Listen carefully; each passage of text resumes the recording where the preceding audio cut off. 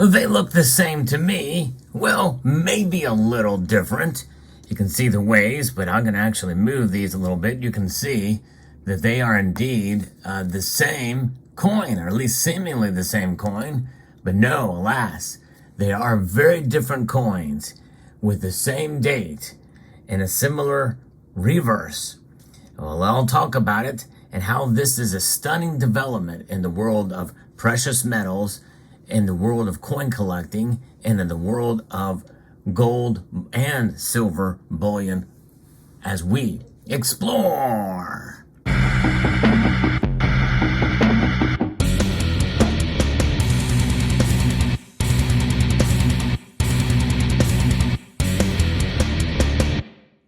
There's a lot to unpack in this video, but let's stare again at the look of these coins. In fact, I'm going to put a couple silver coins above you here because really the same thing can be said for silver as well. The same premise stands, with the similar designs and the like, although these are not the same as the gold coins here. I'll show you here in a minute, but nonetheless, we're looking at differences based off of an incredible event that occurred in history. And that history goes back to when bullion first started becoming a thing for private investors, because it didn't start until Queen Elizabeth II was on the throne. And by the time she was on the throne, by the time that gold bullion became offered to collectors and those of us that want to hedge against inflation and economic instability, there was examples that were being minted, such as the Canadian maple leaf. And now we have here the Britannia.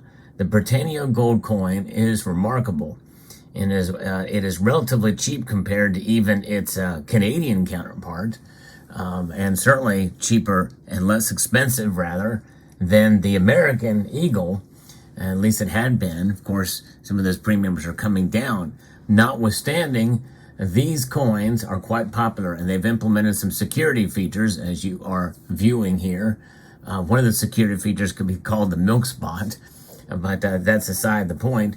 But let's take a look here at these gold coins. They're very similar, but they're very different as well, too, when we start to turn them over to their other side. There's Queen Elizabeth II in 2023. We have Charles III uncrowned and Charles III crowned. That's the difference, all within 1 year. And that is quite remarkable to see here. And I'll explain a little bit about this, why it's so important in the world of history and in the world of coin collecting, as well as stacking gold.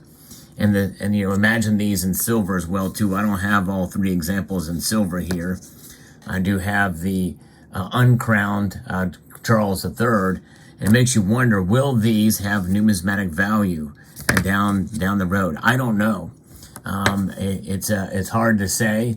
There's quite a number of these minted. I don't know the actual mintage of the Queen Elizabeth coins, but I have paid a little bit of a premium for this. So my guess is the Elizabeth 2023 coins will be considerably higher than the final version of the Britannia for Charles. And I don't know what it's going to be for the Charles uncrowned version as well in gold. But this is a first in world history that a bullion coin have three different effigies in 1 year. That is kind of a shocking and surprising development, never seen before for Commonwealth coins to have. Notwithstanding, the Royal Mint is the only one that's doing this. In fact, there's no other, except for maybe one other small country, a Commonwealth nation, I think, is using the portrait of King Charles. But nonetheless, no larger country like Australia or Canada is using a portrait of King Charles now, even though the Queen has been dead for a year now. And so what does that mean for following years? My guess is we won't see Charles portraits for those coins or those nations until next year, because the Royal Canadian Mint and the Perth Mint are double dating their coins, actually triple dating them with the year of issue and the birth and death dates of the Queen. So it's a memorial effigy of the Queen utilizing the last year's portrait.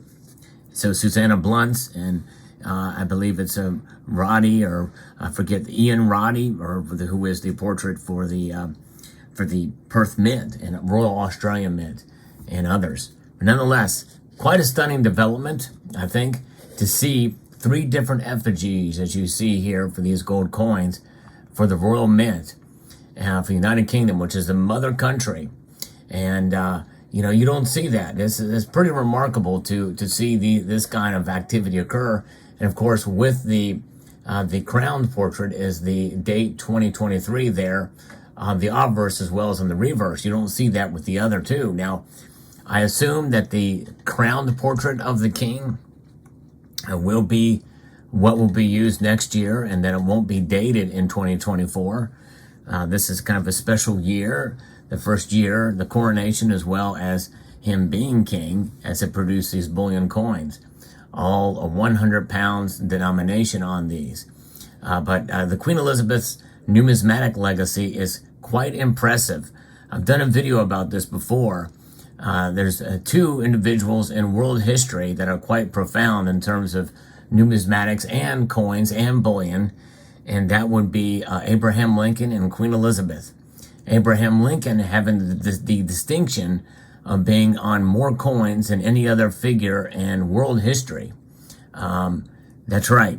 There's no other person in world history, alive or dead, that has been on more coins in numbers than Abraham Lincoln. However, Elizabeth II has been on a greater variety of coins than any other person, living or dead, in the history of the world. Let me repeat that again. Queen Elizabeth II is the one individual that has been on more coins, a more variety of coins, in other words, denominations and between nations, than any other person, any other figure in the history of the world. Likely, those 2 individuals will be unmatched for the rest of the history of the world, considering how cash is being used less and less, and the idea of the Commonwealth nations are kind of diminishing. In fact, during the Elizabethan numismatic reign, some nations like Fiji and others, Niue as well, have actually removed the portrait and no longer as a portrait on those nations. So it's quite amazing to see that era is shrinking and will be over for a lot of nations around the world, or for some nations around the world. Some of the bigger ones, Canada may continue, Australia may continue to hold the effigy, but we may see changes. We never know. I mean, we still have some time before 2024 comes. However, keep in mind that the reason why you're seeing Elizabeth on the 2023 Britannia is because they start minting these, in months before the actual new year to prepare. And usually they become available for some of these nations in the year prior, in the months prior. And so they started minting these in 2022. After she had died, they were already there, and so they made, there were no 2022 King Charles coin, Charles III. So there you have it. Fascinating indeed, but I just think it's amazing. So I wanted to get an example of each of the gold, and I've been remiss because I've not gotten each of the example of the silver, but I'd like to get those as well. I think it's pretty amazing to see something that's unique in history. And so even though these are strictly bullion coins, I think there's going to be some numismatic value, perhaps to at least the Elizabeth one, I believe. And it may be only slight, but nonetheless, it's there. I find things like this very fascinating, and I thought maybe you, as the viewer, might appreciate that as well. Just a look at the different portraits on these pieces, and the same reverse of the Britannia stands out as being one of the premier bullion coins with great security features. And the Royal Mint was very fast and quick in terms of getting a portrait ready, approved by the king, and to put on there. Now, say what you will, you can have your opinion about the monarchy in general, and specifically about Queen Elizabeth and or King Charles now. But it's just a fascinating legacy here on coins. And in 1 year, having 3 different effigies put onto the pieces, I think is quite interesting. Let me know what your thoughts are about this topic, and about I'm curious to see if any of you have all 3 of these, either in silver or gold, as a collection, and let me know what your thoughts are about them. I hope you found this video informative, insightful, and educational, and semi-entertaining. I wanted to extend a multitude of gratitude to you all for watching, and to encourage you to please rate, share, comment, and subscribe.